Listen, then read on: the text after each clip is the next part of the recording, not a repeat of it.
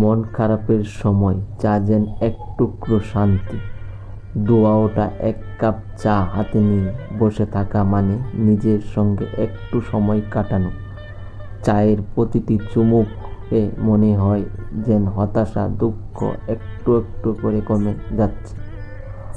মন খারাপ হলে চায়ের কাপে চিনি বেশি দিলে মিষ্টি স্বাদ হয়তো একটু ভরসা দিতে পারে। আবার মনের কথা কাউকে বলা যায়, তখন সেই চায়ের সঙ্গী হয়ে যায় আরো মূল্যবান।